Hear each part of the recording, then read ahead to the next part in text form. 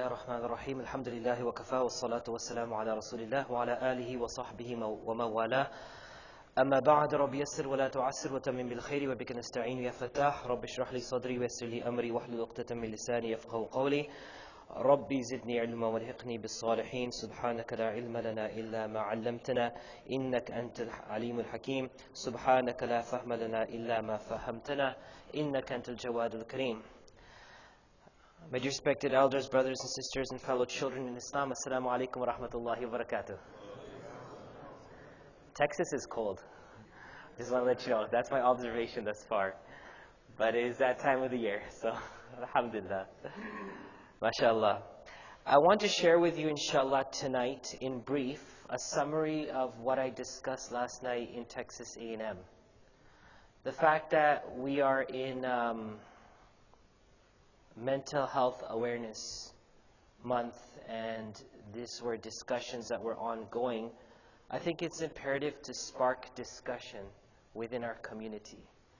Many times, due to factors such as culture, ignorance, or misunderstood sanctity of religious places, there are certain issues that we shouldn't talk about.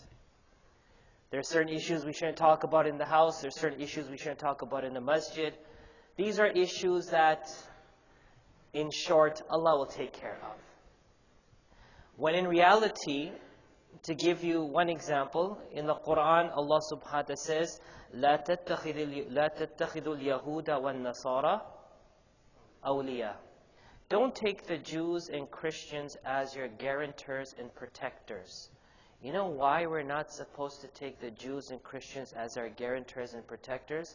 Because Allah subhanahu wa ta'ala has given us such a great deen, an inclusive deen, a deen that empowers us, a deen that is a resource for us, that we can be guarantors and protectors for the whole creation.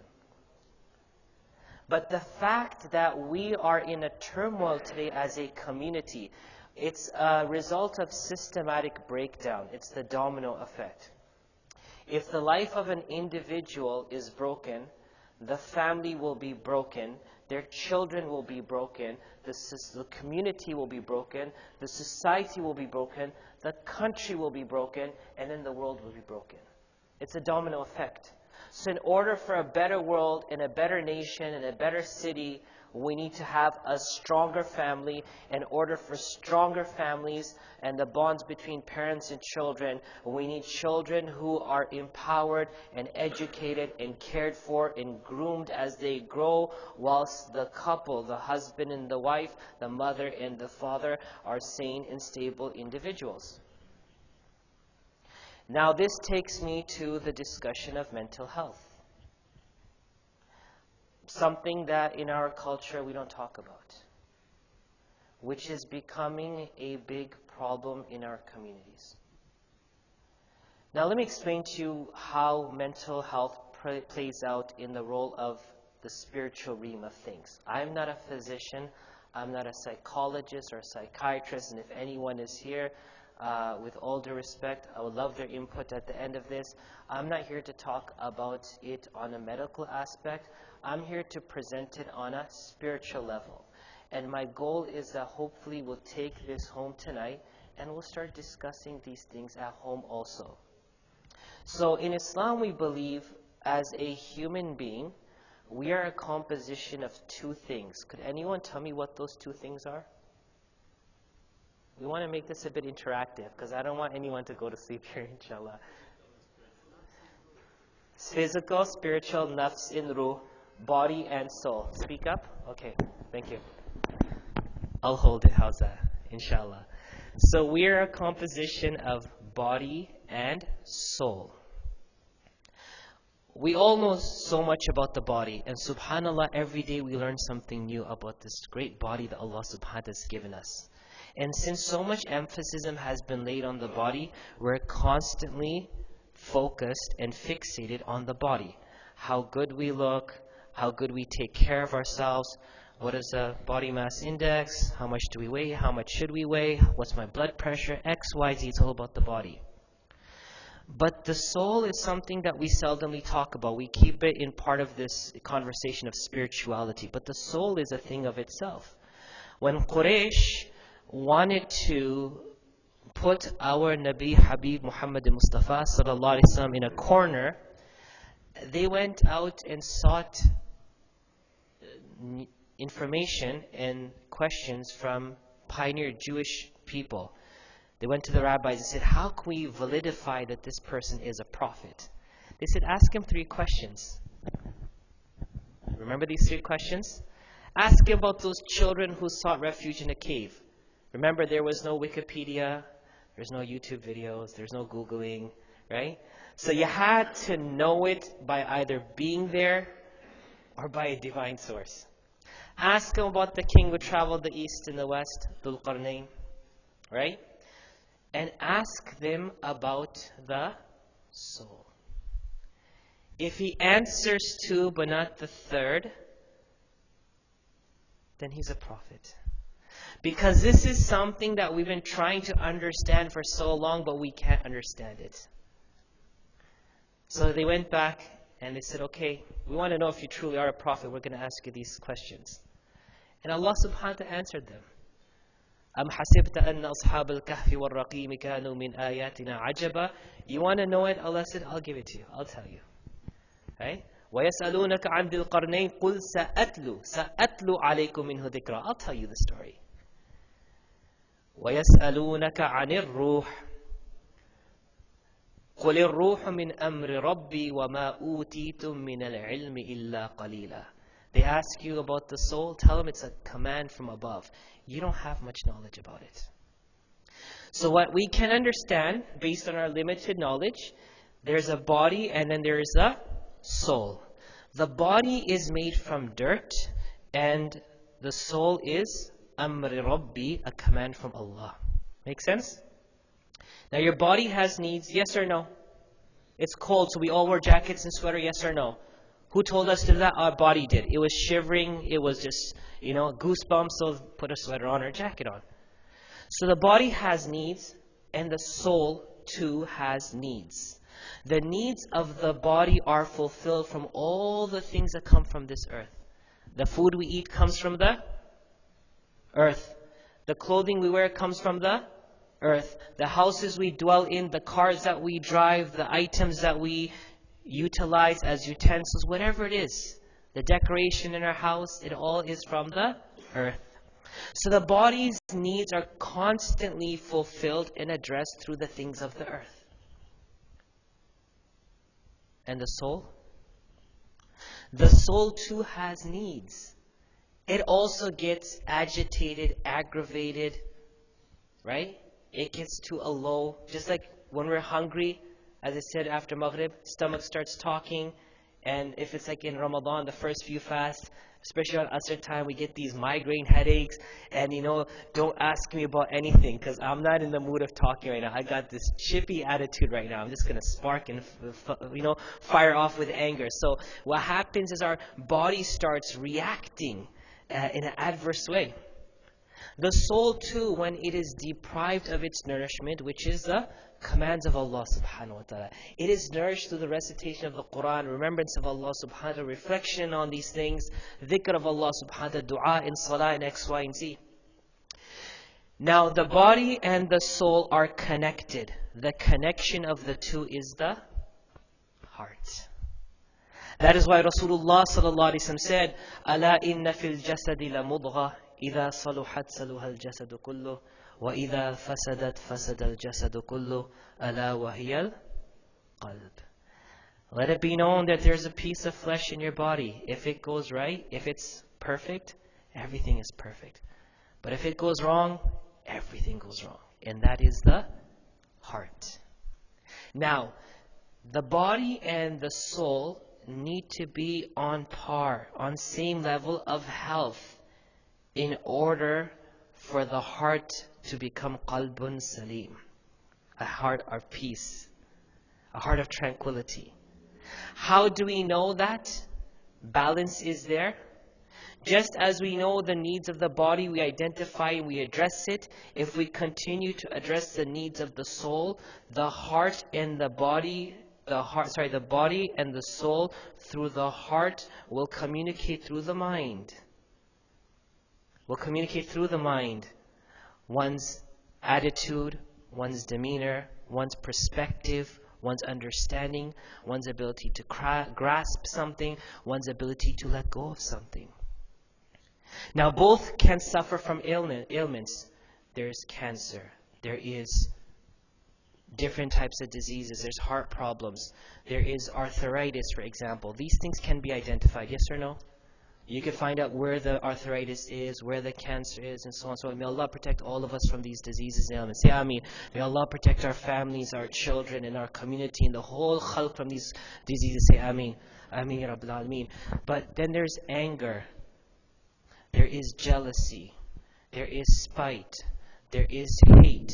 There is lust. There is all these other diseases. Can you point those out? Doctor, I have an anger problem. Yes, in your MRI, we saw it right here. There's anger right here. Or I have jealousy. Yeah, when we did an MRI, it was in your kidney. Is that what it is? These are things you cannot identify. But these things come to light once spirituality dips. And then these things create and they articulate through our attitude in our mind. So the point I'm trying to make here is mental health plays a big role in a Muslim's life and a human's life, which is a balance of both the body and the soul. This is not something that I'm saying, but people who have studied this, people who have written on it, for example, Ellison and Levin have wrote in 1998, and I quote their words, religion and spirituality are key strengths in personal well-being. In order to cope with emotional hardships, religion plays a big role. And the more in our world today we're letting go of religion and letting go of God's existence. Remember, this world has never faced a time in its history where there was a movement of people who deny the existence of God. The mushrikeen of Quraysh believed in Allah and they believed in other gods also. It was a matter of gods versus the one God. But there hasn't been a time where people said there is no God. So it's a very dangerous time. And that's when it comes to light how important the spirituality and religion plays in a person's life. Summarizing another one of their statements, spirituality serves as a buffer, a means to cope with trauma, in order to discover oneself and to also heal oneself. Spirituality and religion plays a good role in that. وَنُنَزِّلُ مِنَ الْقُرْآنِ مَا هُوَ شِفَاءٌ وَرَحْمَةٌ لِلْمُؤْمِنِينَ. This Qur'an is shifa and rahmah for the believers. A person could say, I have had blood pressure for 22 years, I read Qur'an every day, it doesn't go away. Or I have this problem, it doesn't go away. That will go too with the idhn of Allah subhanahu wa ta'ala and the permission of Allah subhanahu wa ta'ala. But it is managing our spiritual health that could then help our physical health. Think about ourselves today. If we are facing so many problems, and we have Allah, and we pray, and we read Qur'an, and we do dhikr, think about those who don't pray, who don't have Allah, who don't read Qur'an. What is going through their lives? This Qur'an is something that Allah gave us through which we can be strong, we can be proactive, so that beyond our problems, we could help the world. But today we can't get over our own problems. Now, when the mental health state deteriorates, it is due to deterioration in the spirituality. Let's go backwards now. Mental health deterioration, deterioration in the spirituality leads to deterioration in the physical well-being, and the whole human being falls. What are the things that cause mental health deterioration? For example, bullying. These are one of the things that now are becoming common. Loss of a person in one's life, loss of a spouse, a child, a parent. Sexual abuse becoming a big problem also. Psychological abuse, rejection, the list could go on. People who are today suffering from mental health problems, there is a story behind it that has caused it. And those stories cannot be pushed under the rug. Because if you push it under the rug or you hide it under the bed, it's not going to go away. What does this result in? Depression, trauma, anxiety, eating disorders, sleeping disorders, and then starting to inflict harm on oneself. Again, as I said in Jum'ah, don't think our communities are immune of these things. These things are happening as we speak in our communities. Inflicting harm on oneself, and that takes one all the way to suicidal thoughts. And some go the whole 9 yards and commit suicide. This is a brief outline of mental health on a spiritual realm. I want to talk about mental health and the community. I don't want to say mental health and the Muslim community, or the Desi community, or the Arab community, or the African community, or the immigrant community. I want to say Muslim health and the community. For some odd reason, there still exists a big barrier in our communities when it comes to addressing mental health issues. It's like there's this big wall, a wall of denial and non-existent. This doesn't happen, you know. And if a loved one comes forth, or we try to come forth with a certain trauma that has affected us, if it's a man, they're told to man up. Why are you crying like a baby for? You know, be a man, man up, live your life. Is this what Rasulullah ﷺ did? Is this what he did to people? Put them down?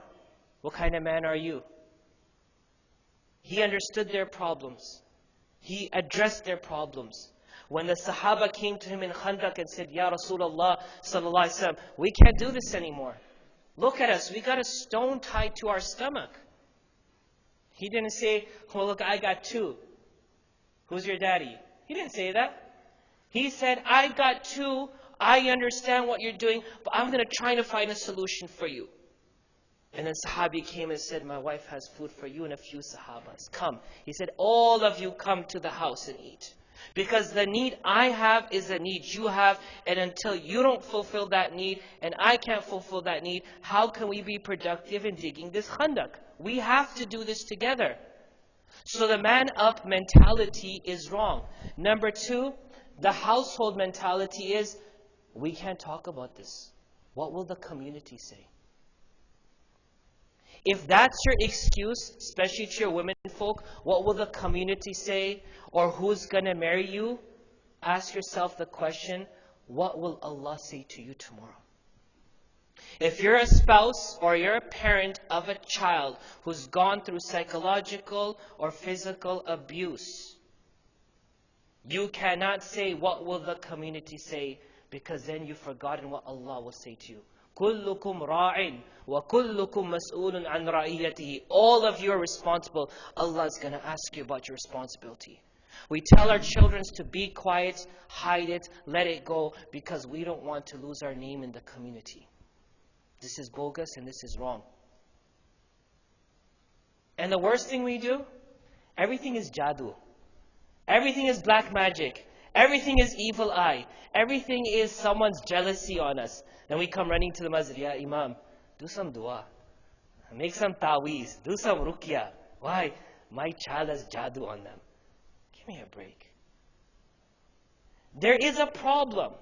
And we cannot mask the problem. We cannot ignore the problem. We cannot change a problem. In Islam, if you want to be a good human being, you need to address the problem. Because it's in addressing the problem and getting through addressing the problem that you could move on from there.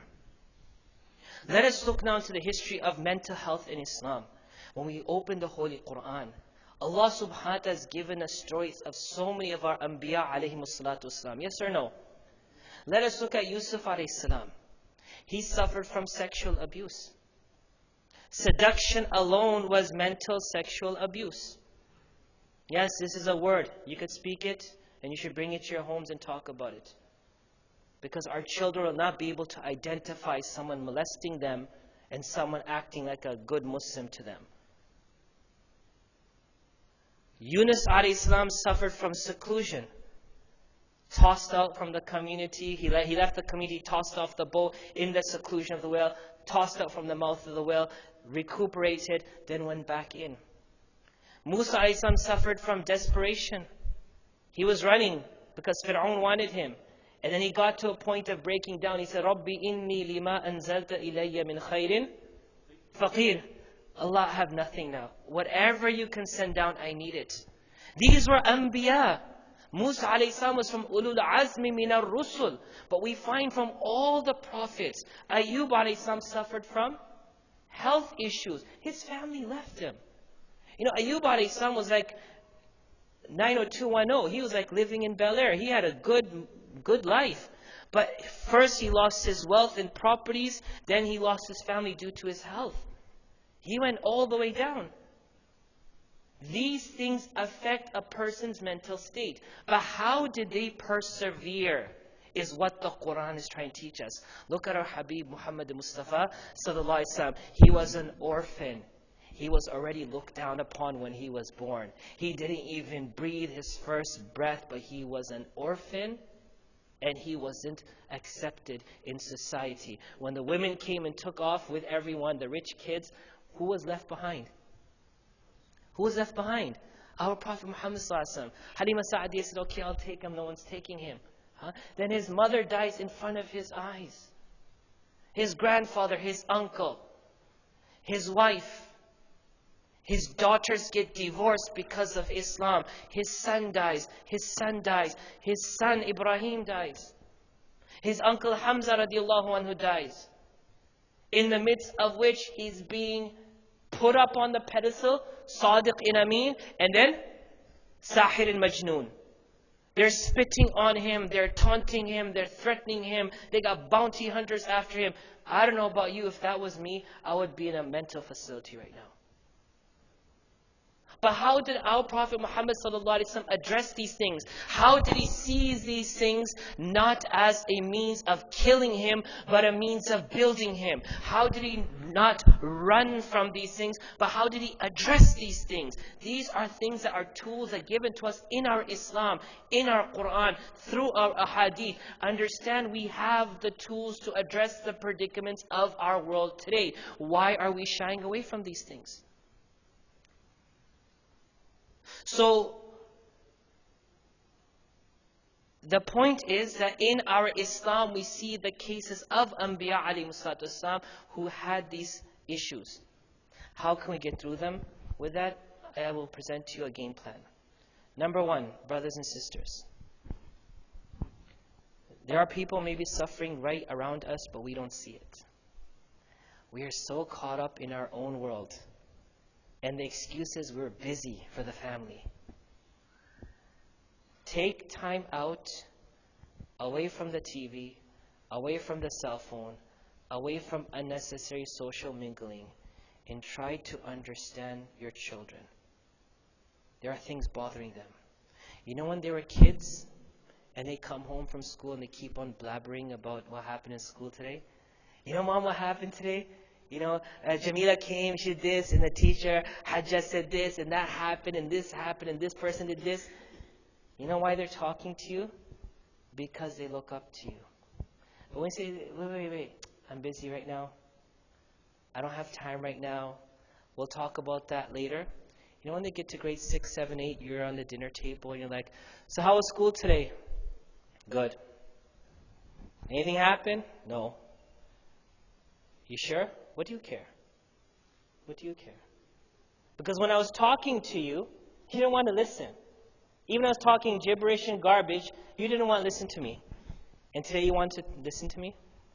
When they stop talking to you, they're talking to someone else. And that's where things go to get ruined. So number one, stop everything. Open your ears and eyes and see these things. Number two, If you are a victim of something that happened in your life, maybe bullying, maybe rejection, psychological or sexual abuse, you have to seek help for it. You have to seek mental help for it. There's no other way. This taboo that if a person goes to a mental facility, or if they go to a psychologist or a psychiatrist, you don't pray salah properly. If you got mental problems or something, you don't pray properly. Or you don't read enough Quran. Or you're not religious enough. Or Allah's punishing you because you're not a good Muslim. Stop it. Every human being will face something in their life. So go seek help and assist others in seeking help. What happened in the last month was #MeToo. Everyone saw that? It was shocking. It was shocking. How many sisters came out? Some just said me too, and some said a whole story and then #MeToo.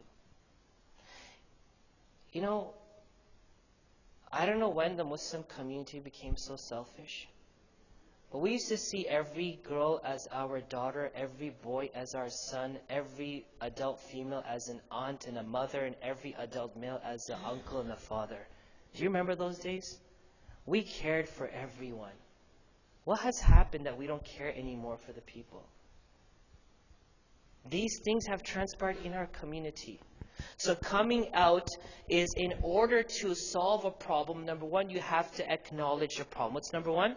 Acknowledge a problem. Number two, address the problem. Number three, work through solving the problem. And then number four, making sure the problem doesn't repeat itself. Let me give you an example. In Breast Cancer Awareness Month, they were talking about what percentage of cancer is hereditary. How much of it is hereditary? That if your parents have it, you're going to have it. It was a minute percent. I believe, and don't take me on my word, I believe it was less than 10% hereditary. But do you know what's more than 10% hereditary? You know what's more than 10% hereditary? If someone was beaten when they were a child, black and blue, they're going to beat their children. If someone was sexually abused as a child, they're going to sexually abuse the next generation. It's something that passes on. If someone was put down in the family, be like your brother or sister, you don't know how to bring home good grades, you're this, you're that, they're going to put down their own children. This thing doesn't stop. It just continues to fester. Our kids want to talk to us.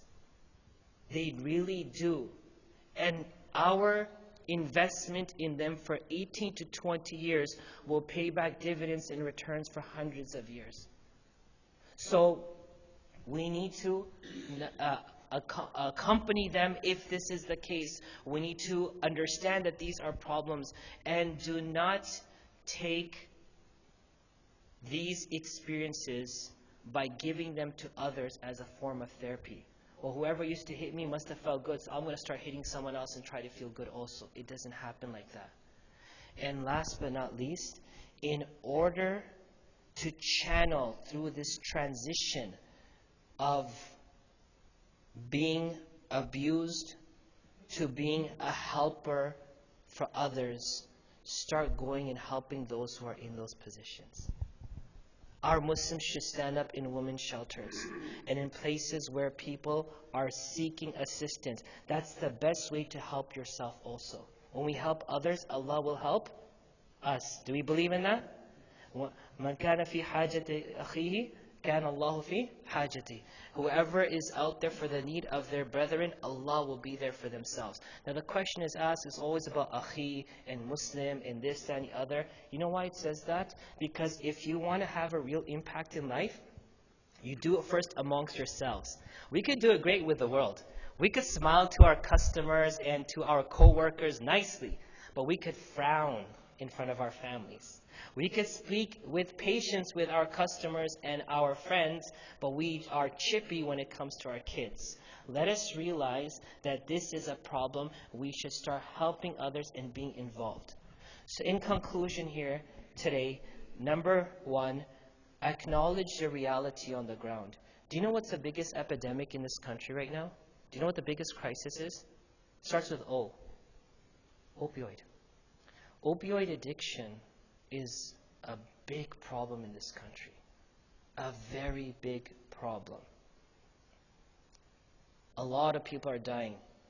And you know when kids go off into drugs, from opioid pills to marijuana, crack, cocaine, when they go off and start cutting themselves up, piercing up their bodies, tattooing their bodies, when they go out and start drinking and doing alcohol and they start tripping with all these things, you know what's going on? There's a problem that's not being addressed.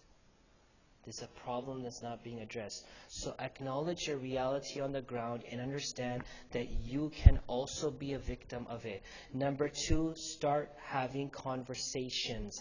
Number three, empower your family with the tools that they need in order to get the help they need, and also yourself. And number four, which is my last point, and this is where our masjids come in. Our masjids come in this last point. See a person as a human being. Don't see them for what problem they have. Oh, that's a druggie. Or that's a druggie's father. Or that's a druggie's sister. No, that is my Muslim brother and sister. That's my Muslim brother and sister. Never put down anyone for any problem that they have. And especially any sin that they're part of. There is a Sahabi, Nu'aym bin Umar, Nu'aym bin Amr. He used to be an alcoholic. And of course the people of Arabia love their alcohol. And when it was commanded no more alcohol in Islam, he was stuck on it. Every time he'd get caught, and then he would face his lashes, and then again he would do it again and get caught, and they'd be like, what's wrong with you? Like, don't you learn a lesson? But that was a problem he was facing. That was his challenge of life. But never would you see, he was a great Sahabi. He was also in Uhud, but never would you see any of the Sahaba put him down. That's the alcoholic coming to the masjid. Let us create safe zones in our masjids and communities where we see our humans as human. If you look down at any human being for a sin that they are in, then you will not die until you indulge in that sin. May Allah protect us all. Let us never look down on people. And in that point is build support systems in our community so that we can address these issues.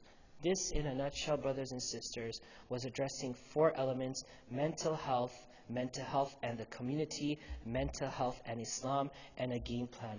I ask Allah subhanahu wa ta'ala that He allows us to, number 1, acknowledge our problems. Say Ameen. May Allah allow us to address those powers. Say Ameen. May Allah subhanahu wa ta'ala allow us may Allah subhanahu wa ta'ala empower us with the tools to solve those problems. Say Ameen. And may Allah subhanahu wa ta'ala make us then resources to help humanity solve those problems. Ameen ya Rabbil Alameen.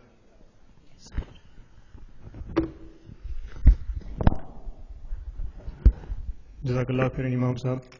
So we'll do Q&A now. There are index card and pen available. If you have any question, you can write it and pass it on to Brother Anwar Dissi. He'll collect the question. Upstairs also, on the sister side, there are sisters who has index card and pen. You can write the question and pass it on to them. And they can, anyone who has a question, they can raise and they will pass.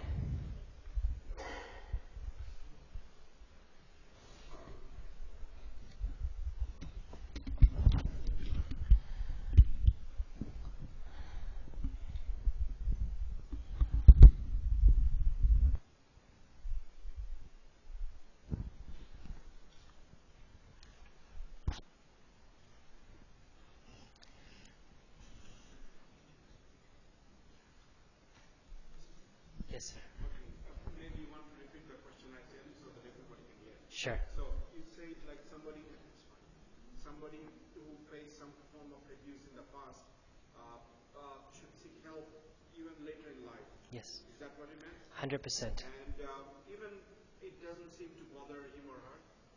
You see, so the brother's asking a question while everyone is writing. Thank you. So we'll keep the time in control. Is that What he's asking is that my statement was to seek help for any forms of abuse, even if it's later on in life, even though it may not impact them. Remember, it does impact everyone. It doesn't go away. But as I said, running from it, ignoring it, doesn't solve it. So that's why it's so important for us, wherever in our life it is, because it comes out in a way that you don't see it. It'll come out in different ways, and you may say that's normal, or that's my nature, that's who I am. No, it's not normal. So, in order for us to seek mental health, while we take care of our spirituality as we take care of our body, we'll be able to overcome these problems with this combination. So as we take care of our health, I would request everyone to do one thing every day. Spend 5 minutes in your house. 5 minutes. And just sit down in seclusion in your room alone and just think. And thank Allah subhanahu wa ta'ala.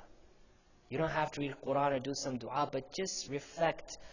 وَيَتَفَكَّرُونَ فِي خَلْقِ السَّمَاوَاتِ وَالْأَرْضِ is ibadah, yes or no? أَفَلَا يَتَدَبَّرُونَ الْقُرْآنِ, isn't that ibadah, yes or no? To contemplate and reflect and think. Take time out and help boost your spirituality. What gives a Muslim an edge on everything else and everyone else on this world is we are focused on spirituality, which makes us better human beings.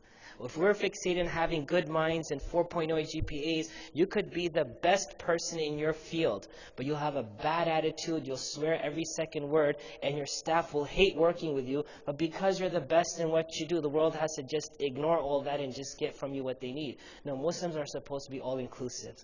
We're supposed to have everything. So yes, we need to address them spiritually, in addition to our salah and everything we do every day. Take time out to reflect, ponder, and remember Allah subhanahu wa ta'ala from the heart. One alhamdulillah that comes to my heart today is so much more powerful than just holding a musabbaha and you know the ritual thing? People just keep on running their hands on the bead and they're talking and they're doing what they want to. Allah doesn't need rituals. Allah just needs you, because Allah loves you. So sit for 5 minutes and communicate to Allah subhanahu wa ta'ala. We have some questions here, inshallah.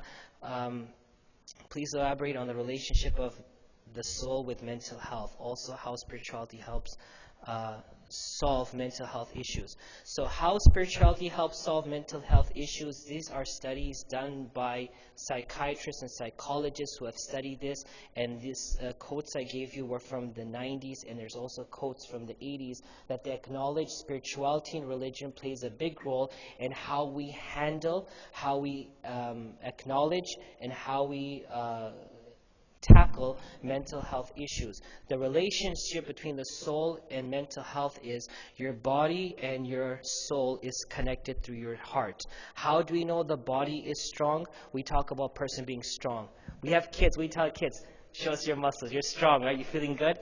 What about the soul? The soul's health is based on its selflessness. The more selfless you become, the more connected to Allah you become through selflessness, you will engage the health of your soul. Now, when anything goes imbalanced, just like the dashboard of your car light starts flashing, there's this problem. In a similar fashion, your mind starts telling these are problems. Now, when the mind is not stable, issues that occur in your life will impact you more. And they will take you down. It will take you down physically and spiritually. That's why we cannot change something that's happened in our life, but how we address it as we move forward is important to keep in mind. Second question is, our biggest investment is our youth. How do you envision increasing youth attendance in Plano Masjid? We were just talking about this. Yes, our biggest investment is our youth. Do we all agree, yes or no? But aren't we important too? Don't we play a role in that? So yes, as we work for our next generation, that work happens with ourselves. Let me give you an example.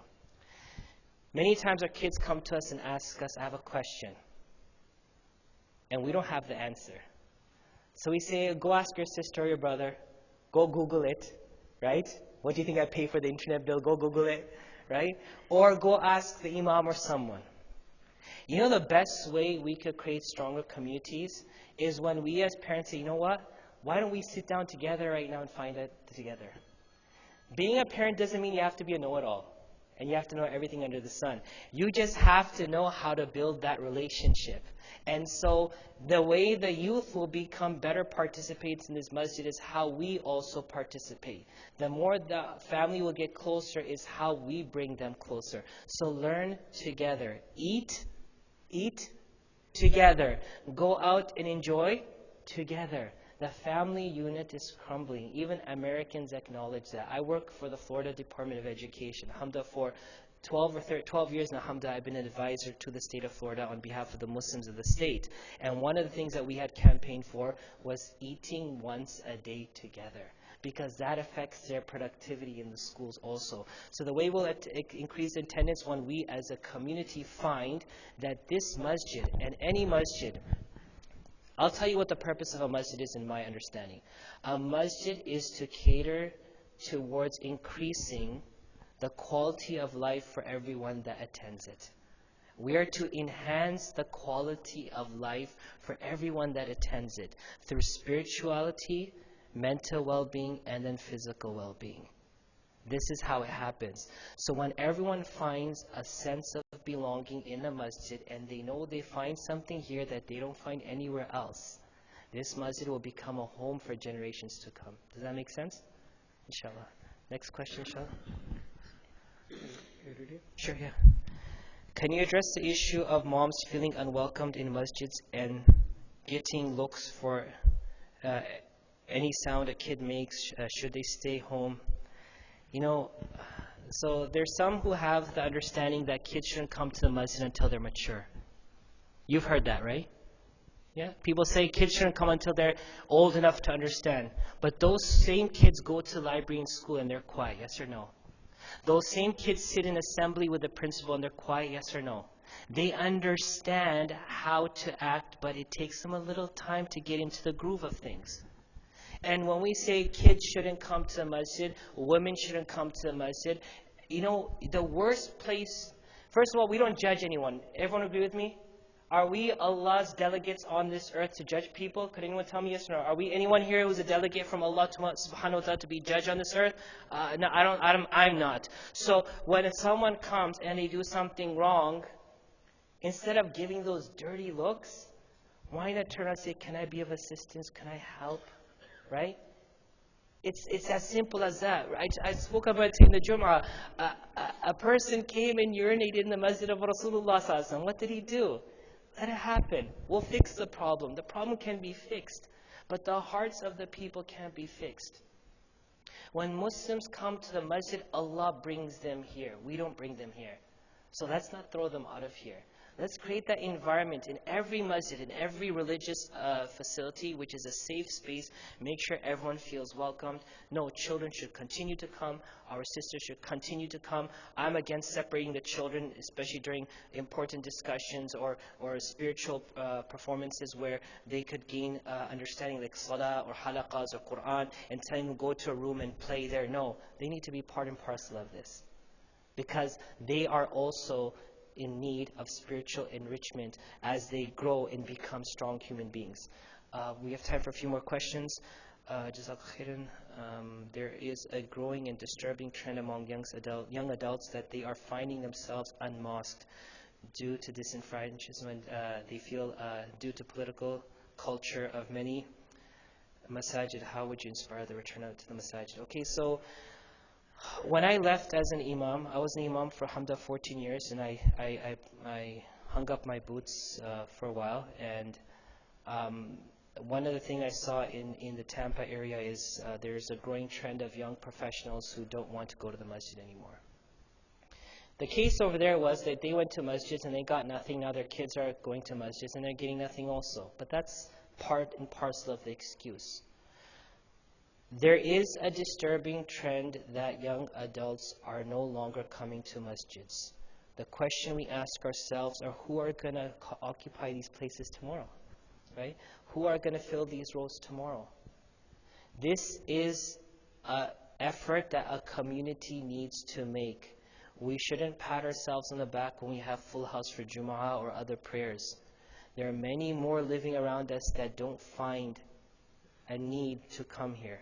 Number one is to acknowledge their existence. Number two is to go and meet with them. Number three is to understand their concerns. And number four is to address them. If we don't address these issues, they may be pitiful issues that can be resolved. But if we don't resolve them, we are losing a great part of our community. I'll give you a quick story. A friend of mine was visiting from Preston, England, and he was giving me he was telling me an incident of a friend of his who used to come to the masjid all the time, but then he stopped coming to the masjid. So he went to his house and he met with him and said, "Why aren't you coming to the masjid anymore?" In England, mashallah, there's masjids everywhere. You exit your house, you could go left, right. You could go 5 salat to 5 different masjids, mashallah. It's beautiful in certain areas. So he asked him, "Why aren't you coming?" He goes, "I'm not going to come to the masjid anymore." He said, "Why? What happened?" He goes, "The other day I came into the masjid to pray and I was taking off my shoe and a brother came in and he pushed me." He goes, "Maybe he didn't see you. He opened the door, he was running in for salah, he pushed you." He goes, "No, he pushed me. That's not what a masjid's for. I'm not coming anymore." He tried to plead with him and reason with him. He said, "No, I'm not going to come." Long story short, he saw him by his house. He was passing by many weeks later, and he had crutches and a cast on his leg. He said, "What happened, man?" So I was in work and got into a fight with someone. He threw me down. I fell down some stairs and I broke my leg. He goes, "So what's happening now?" He goes, "Well, I'm off work, get the cast off, go to therapy, and then what's your plans then?" "I'm going to go back to work." So a guy in work broke your leg and you're going back to work. And a guy at the mosque pushed you and you're not going back to the mosque. You know why? Because you know what work means to you, but you've forgotten what masjid means to you. So there are problems. I'm not saying they're going out for pedophile reasons. Some of them have real issues, but to ignore them isn't the solution. A great chunk of the new generation do not find a sense of belonging in masjids. And that's a disturbing trend, especially at a time when spirituality is at an all low. We need to find out what the problem is. So these are things that, inshallah, have to be addressed, and I hope we can continue addressing them, inshallah. We're good with that? So everybody, jazakumullah khair for your time. I pray to Allah subhanahu wa ta'ala that He accepts our presence here tonight. Jazakumullah khair for your ears and attentiveness and your questions. And inshallah, look forward to seeing you all soon tomorrow, inshallah. Thank you. Jazakallah khairan, Imam Azhar, inshallah. We'll break for 20 minutes, and at 10 o'clock we will have Khatira for youth, inshallah. And on question about young professionals, we at Plano Masjid has started a group for young professionals from 15th of January, I believe. And they are meeting regularly in the masjid. So any young professionals who wants to join, that group is called WAVES, W-A-V-E-S. And all the information is on the website. And tomorrow, they have a program with Imam Subedar at 11 o'clock. So young professionals are meeting upstairs